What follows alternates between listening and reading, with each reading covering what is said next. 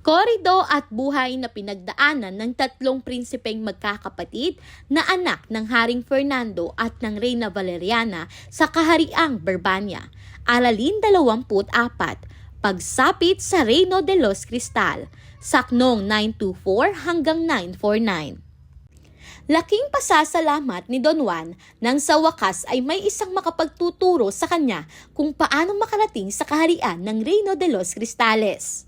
Ipinaliwanag ng ika-6 na ermitanyo na mahaba-haba ang kanilang paglalakbay at tinaya niyang aabutin ito ng 1 buong buwan. Bagaman mabagal ang lipad ng agila, tiniyak nito na ligtas at tiyak na mararating nila ang pakay. Nag-impake sila ng pagkain at kaunting gamit at agad na naghandang lumisan. Pagsapit nila roon ay takip silim at ang paligid ay tila nababalot ng mahiwagang liwanag ng dapit hapon. Paglapag nila, agad na nagpaalam ang agila kay Don Juan. Nagbilin itong magkubli sa makapal na halamanan sapagkat sa ika-4 na madaling araw ay tiyak na darating si Doña Maria, ang prinsesang kanyang hinahanap.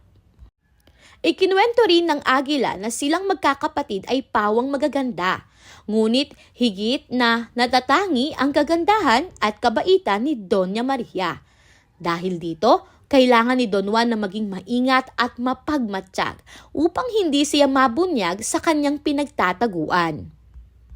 Matapos ang huling paalala, muling pumailan lang sa himpapawid ang agila.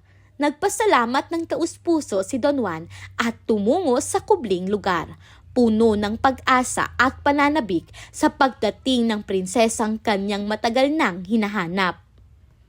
Unang tanong, kung ikaw si Don Juan, susundin mo rin ba ang payo ng agila kahit nangangailangan ito ng matinding pasensya at pag-iingat? Bakit? Ikalawang tanong, ano ang maaaring mangyari kung hindi sineryoso ni Don Juan ang bilin na magtago bago dumating si Doña Maria? Ano ang itinuturo nito tungkol sa paghahanda? Mahalagang kaisipan, ang tunay na tagumpay ay hindi lamang nakukuha sa tapang, kundi sa tiyaga, pagsunod sa mabuting payo at paghahanda sa tamang oras.